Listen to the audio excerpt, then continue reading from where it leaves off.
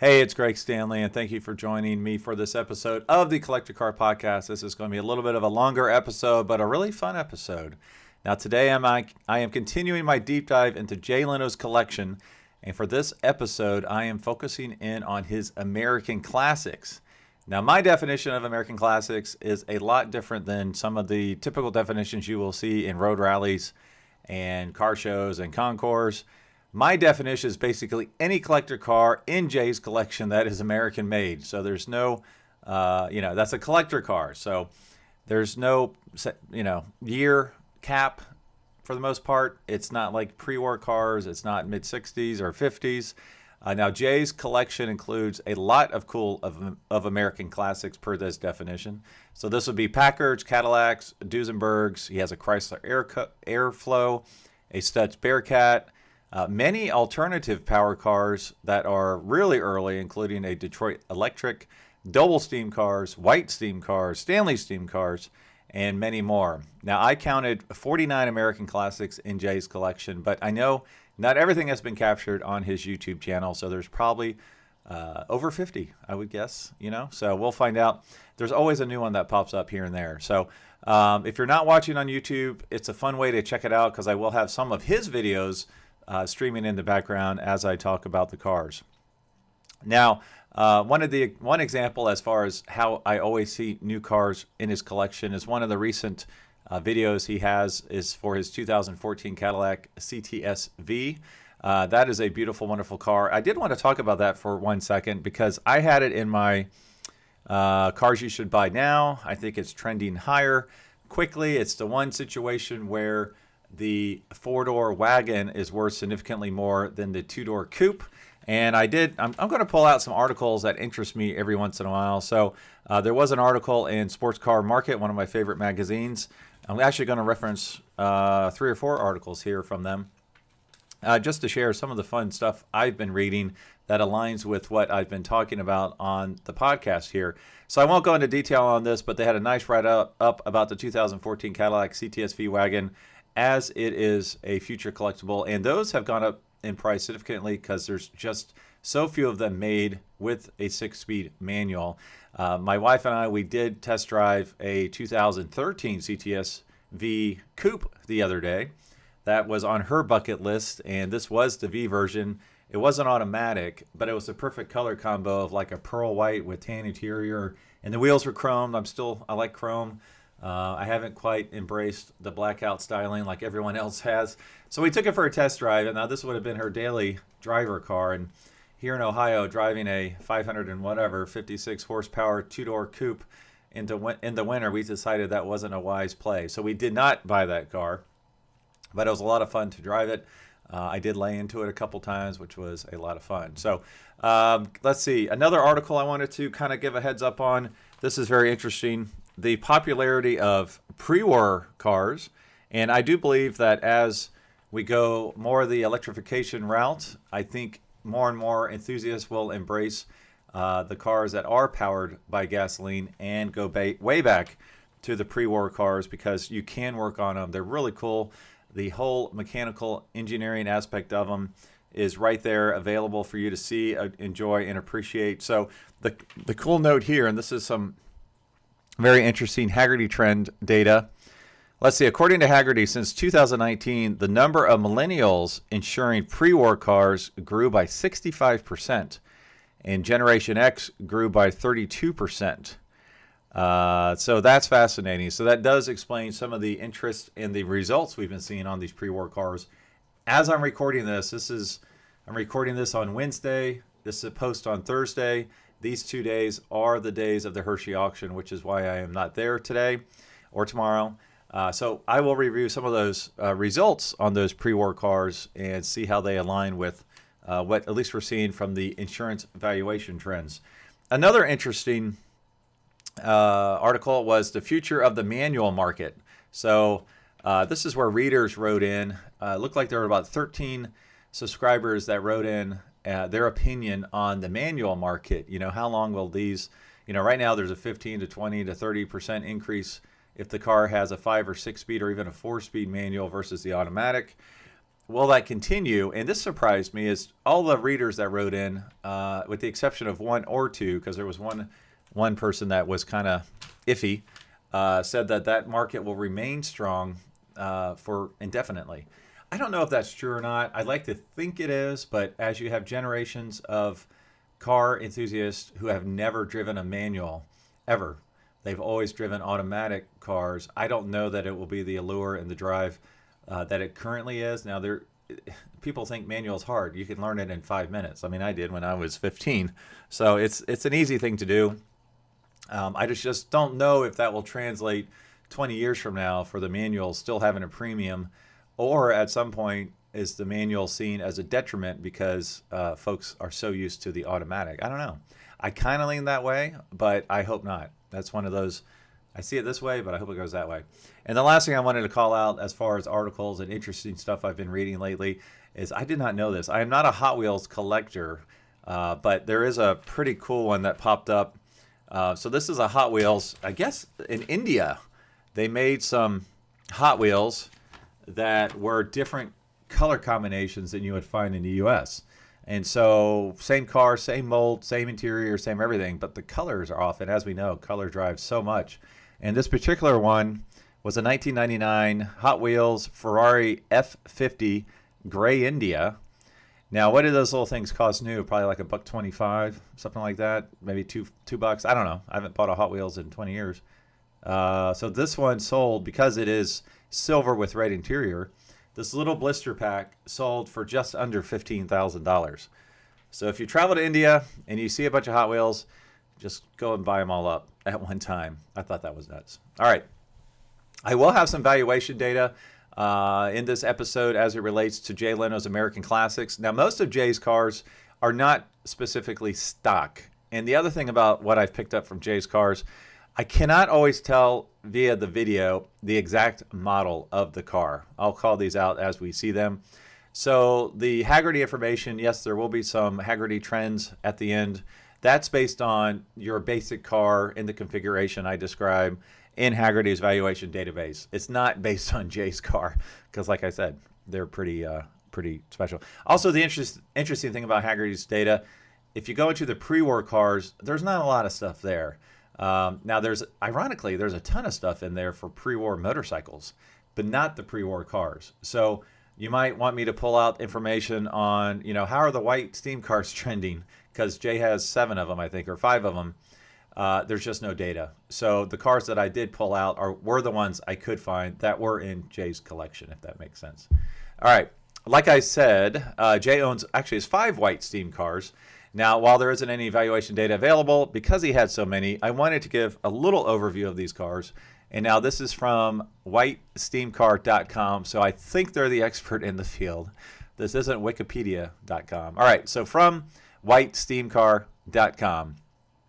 Thomas H. White began manufacturing sewing machines in Massachusetts in partnership with William Grout. Following the Civil War, he moved to Cleveland, where he established the White Sewing Machine Company.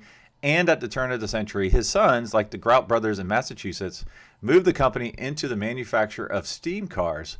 The semi-flash boiler invented by Roland White in the late 1890s provided the impetus, though brothers Windsor and Walter were involved in the automaking venture from the beginning. By the spring of 1900, four white steam cars had been built, and the company's first truck followed that year. Production in 1901 climbed to 193 units. The New York to Buffalo endurance run in 1901, 4 whites were entered, each of them being awarded first-class certificates. Now, these were all chain-driven, tiller-steered, wire-wheel Stanhopes with their 2-cylinder engines mounted under the floorboards.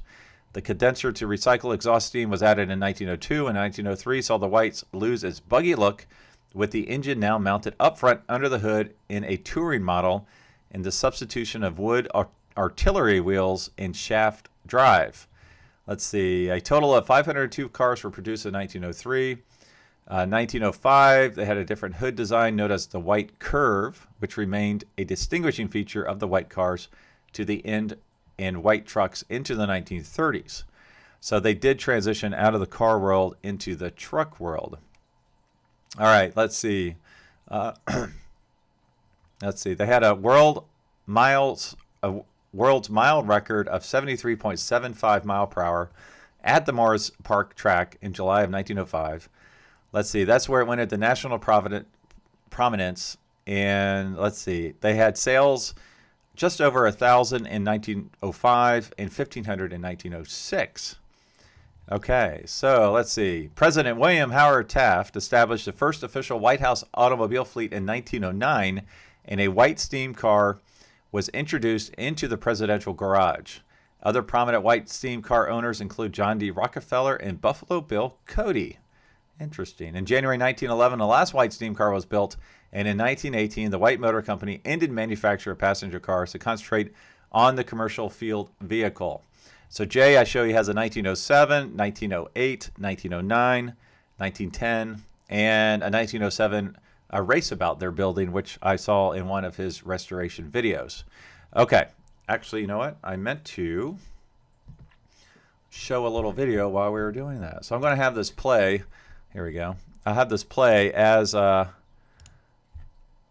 you go. You can see, if you're watching on video, you can see what this white looks like. This is his 1907 steamer that he's driving, and this video is from just about exactly 20 years ago. So Jay's been a YouTuber for a lot longer than just about anybody else.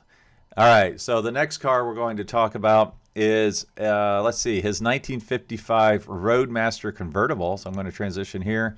The video you'll see is from My Classic Car with Dennis Gage, again from like 30 years ago. And I believe this car that they're showing on the video, Jay's 1955 Roadmaster, is one that he bought. I think it was his first car, and he ended up buying it back or having it forever, and then it restored it and hopped it up with the first Chevrolet, I think it was a 572 big block. So the base Buick Roadmaster is the description I'm going to talk about here, and this is from our friends at Hagerty. The Roadmaster was still top of the line for 1954, except, of course, for the special Skylark Convertible, which is now a separate series. All Buicks utilized a complete restyling, including wraparound windshields for the first time. Hoods were now nearly level with the fenders and headlights, giving the cars a much cleaner and more moderate stance, yet the family resemblance was still there in the big grille, massive bumpers, and fender ports. In 1954, Roadmaster was only one step below Cadillac. Standard equipment include a Dynaflow automatic transmission, full wheel covers, power brakes, power steering, and hydraulic electric power windows, except for the sedan. Let's see. 1955 Buick sales actually sailed right past Plymouth and was over 33,000 cars in front by the end of the model year's sales tally. All right. Style-wise, the 1955s looked fresh with a new and fine honeycomb grille that featured a big propeller-shaped center trim component. Inside, the Roadmaster gained new standard equipment, including backup lights, clock, windshield washers, full leather upholstery on the convertible. Tri-tone paint combinations joined the two-tone paint selection on the color palette. So a lot of cool stuff there. Jay's is probably the one that he has the most history with, obviously, in his entire collection, which is really cool. All right, next we're going to move to the 1936 Cord 810 812. Now this is one where the 810s I believe were 1936, 1937s I believe they were 812s. I did not actually look up to find out why that number changed by one. Jay's is listed as a 36, 810, 812, the beautiful baby Duesenberg that never caught on. And so right now in the video, Jay's in his Duesenberg room, which is pretty cool to start off with, but then he moves to this Cord. So the groundbreaking Cord 810 was offered in two sedan models, the Winchester and the upmarket Beverly, differentiated by their interiors. The Westchester had flat broadcloth seats, while the Beverly used pleated cloth. Very early production Beverlys also featured a unique armchair interior arrangement with fixed armrests for the front and rear, while several later Beverlys has been restored with this desirable and sporting interior. Very few survive that have this arrangement since new. So cool, iconic, very innovative cars. I believe they were, if not the first, one of the first front-wheel drive cars. The first with the pop-up headlights, which is pretty cool because you actually have a little handle that you have to spin to roll up the headlights, and you have to reach all the way over to the passenger side or get out and go over to the passenger side and roll those up. So very innovative, very cool. And Jay's is like a dark maroon color. One thing that was pretty cool, I have a client that has one, and I guess maybe a period modification, since it is a front-wheel drive car, was to put the Oldsmobile Toronado V8 engine into the front. And I have a client that has one that's been hot rodded that way. And I love that period hot rod. All right, let's see. Next, we have one of my favorite cars. This is a Cunningham, 1953 Cunningham C3. Now, this description is from RM Sotheby's, as was the last one. We've actually sold a few of these, and I've been fortunate to look at these very closely at some of our auctions. And Jay's is like a dark maroon again with kind of a pastel gray on top and a dark gray on the bottom on the sides. Let's see. Briggs Swift Cunningham was a man that, with Frederick Nightshall referred to as Will, Briggs had the will to win, constantly striving to best his competition, whether during his extensive yachting career, golfing, playing football, or auto racing. Son of wealthy Cincinnati financier, can't get that one quite right, and heir to the Swift meatpacking fortune, Cunningham began his career in yacht racing at Yale in the 1920s, which eventually led to international fame by captaining the Columbia to victory in the 1958 America's Cup. All right, so he's been started off pretty well in life, I'd say. In 1950, Briggs entered 2 Cadillac Coupe de Villes into the world's most prestigious race, the 24-hour endurance race at Le Mans. One remained nearly stock, and the other was heavily modified. They finished 10th and 11th among a sea of Jaguars, Aston Martins, and Ferraris. This early loss only increased Briggs' will to victory, which culminated in the ultimate creation of his C3 Cunningham automobile. On the video right now, they're showing the wild and crazy Cadillac that he built for Le Mans. And if you go back to my YouTube video of the cars from Laguna Seca, the Le Mans celebration, I did actually videotape that exact car, which is pretty cool. All right, let's see. At the time, homologation rules of the Le Mans specified that competitors could race production vehicles with at least 25 produced to be eligible to race. This would have been a problem for most, but for Briggs Cunningham, the solution was clear. He must build his own brand of car. Thus, the Cunningham C3 was born. All right, let's see. It originally used the Chrysler Hemi V8 engine with a race car chassis and Italian bodywork designed, with exclusivity and a high price point ranging between $8,000 and $12,000 when new. Wealthy Americans such as the DuPont family and the Rockefeller family took notice and were early customers. All right, got a commercial playing there. All right, by 1954, Briggs Cunningham was featured on the cover of Time magazine with 3 of his Cunningham race cars as the embodiment of horsepower, endurance, and sportsmanship. So really cool, really beautiful. It's one of my favorite cars. I believe they made a total of 31, with 5 of them being convertibles. Every car is known to exist, and the owners are known. If you talk to Tom Cotter, a previous guest on the Collector Car podcast, he could tell you where all of them are, and I think he has one. I can't remember if he has one or not. But high-performance American V8s with Italian coachwork, with racing pedigree. Really, what more is there to like? All right, the next one is a 1932 Duesenberg. Let's see. Jay has quite a few of these, so I didn't go in depth and pull a description on this. The Duesenbergs, in my mind, are the most iconic and highest performing American classic pre-war car ever. They were all made in basically 1929, but they were titled as when they sold. So you might have a 1931, you might have a 1930, might have a 1932. So like I said, Jay has, I think, 7 or so. It's not always easy to identify the exact models of each because he doesn't have a video on each. The video that's being shown right now is this beautiful dark blue 1930 Duesenberg LeBaron barrel side.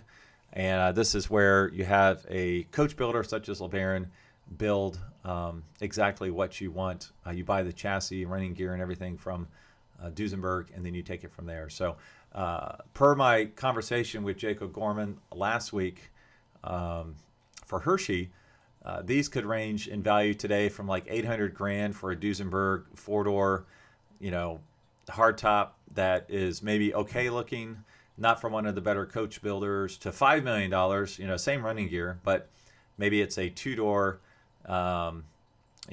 hidden top, a lot of different versions out there, which varies widely in value today for a Duesenberg. All right, the next one we're going to talk about is a 1953 Hudson Hornet sedan.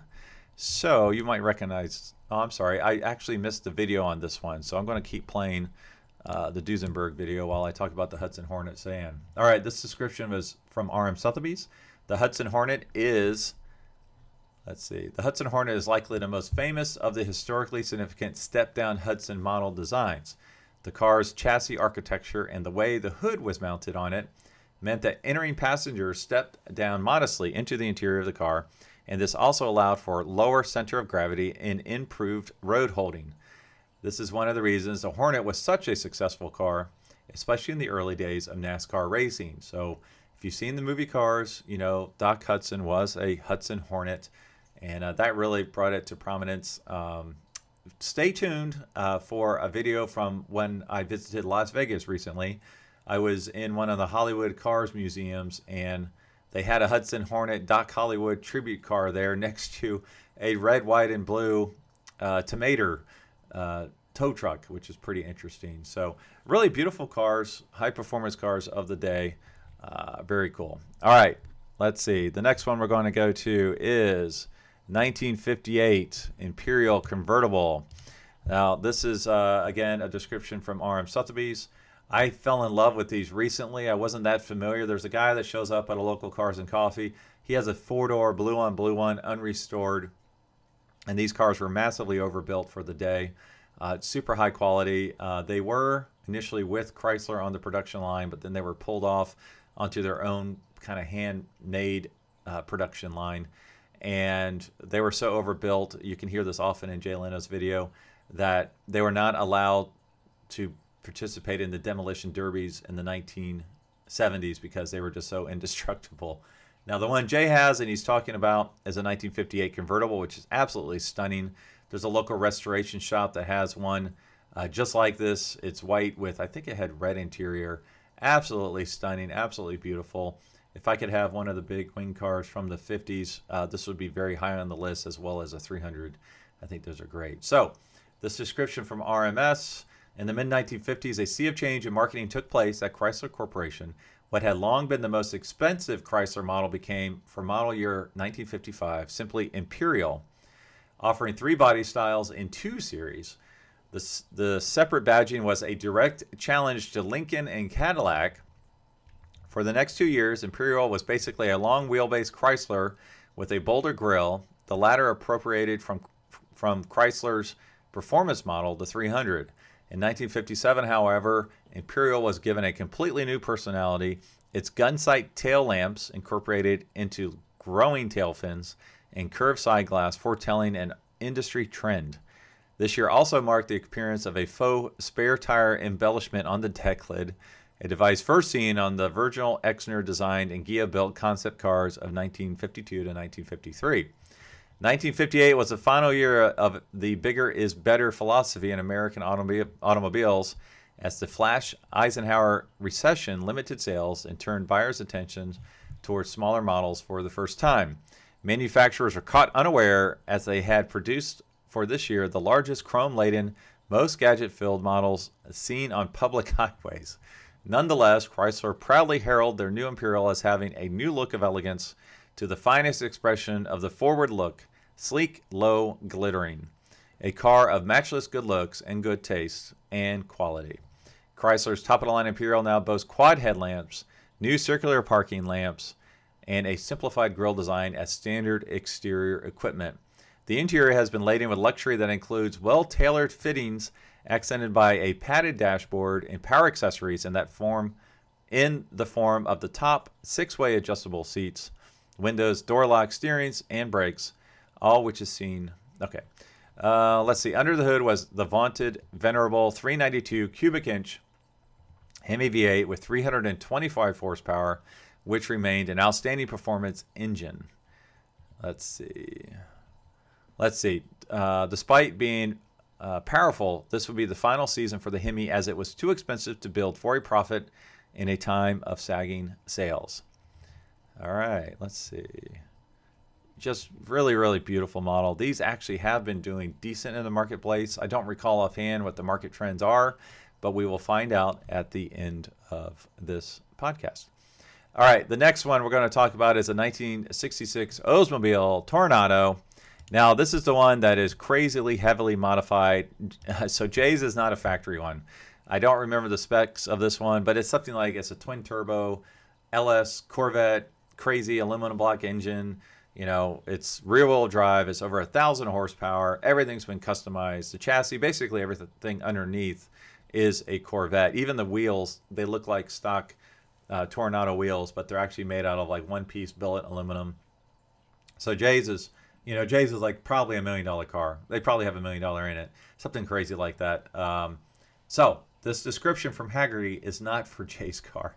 Sporty personal cars were all the rage by the early 1960s, and seeing first the Ford Thunderbird and then the Studebaker Avanti, Oldsmobile wanted one of their own.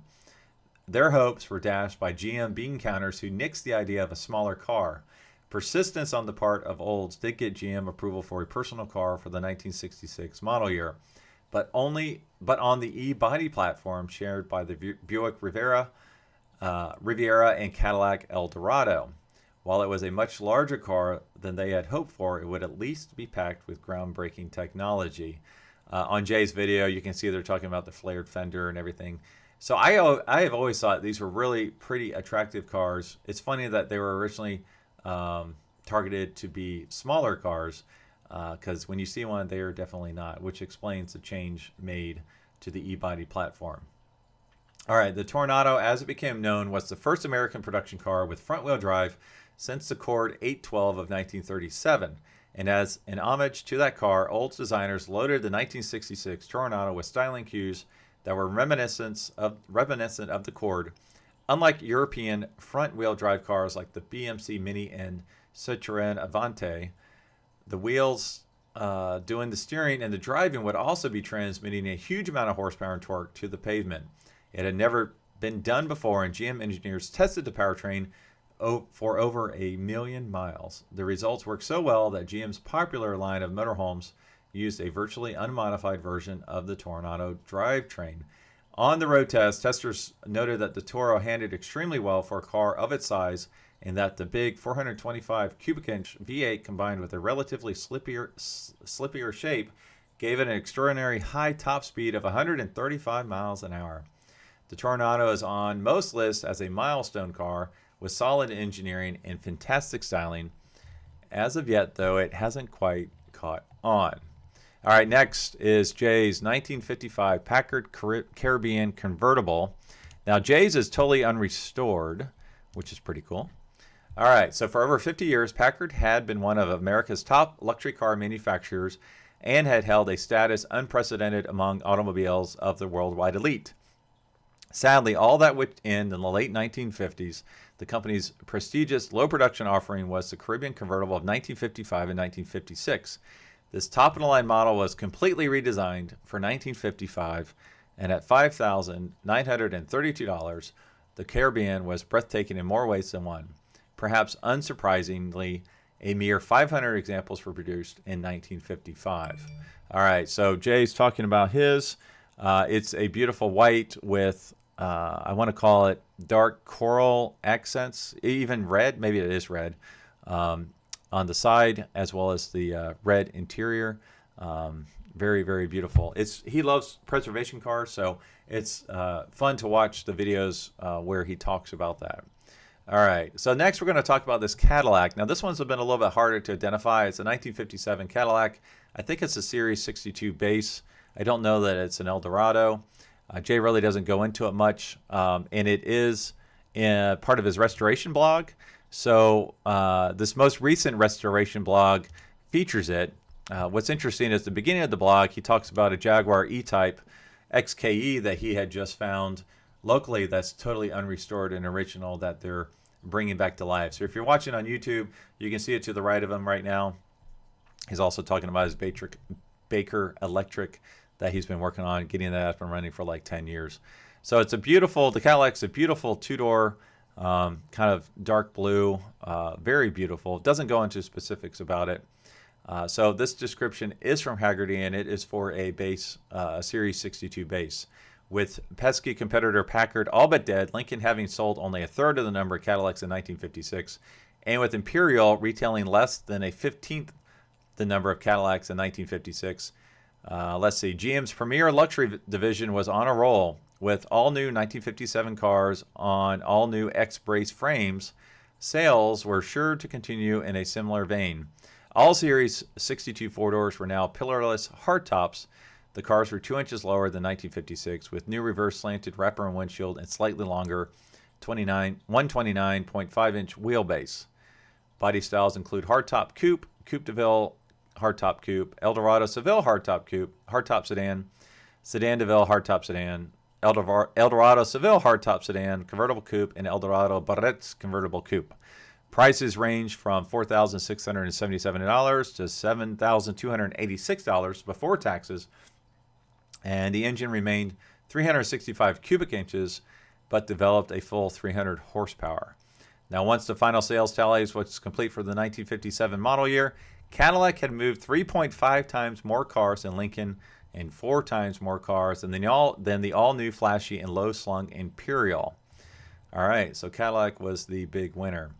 All right, so we have one more car we're going to talk about before we go into the,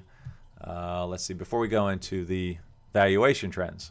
All right, so this last one is not really my cup of tea, but I thought I would bring it or mention it. So again, the one Jay has is highly modified. It's pretty much a drag racer. It's a 1955 Plymouth Duster Hemi. Let's see. And for the valuation data and this description, I don't believe they offered a Hemi that year. The 360, I believe, was the biggest engine. All right. This goes back to when the model started.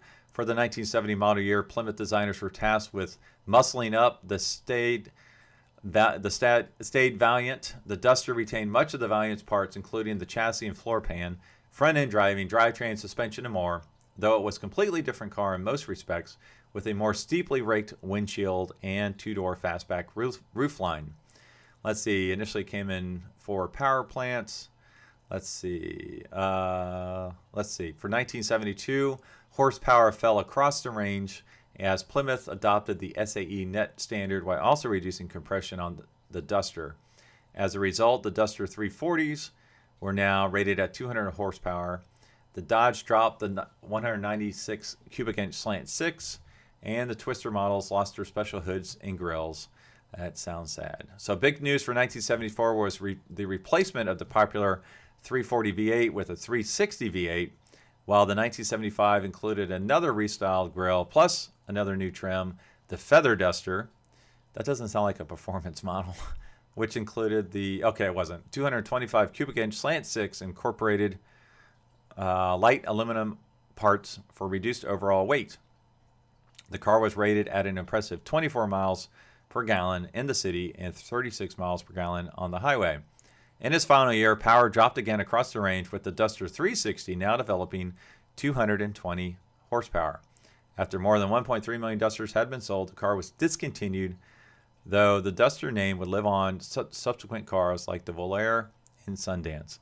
All right, so the video that's being shown was a brief video of the previous owner as he basically hot rodded this Duster up and made it into a drag car. So I'm going to let that run if you're joining us on the YouTube channel while I talk about the valuation data.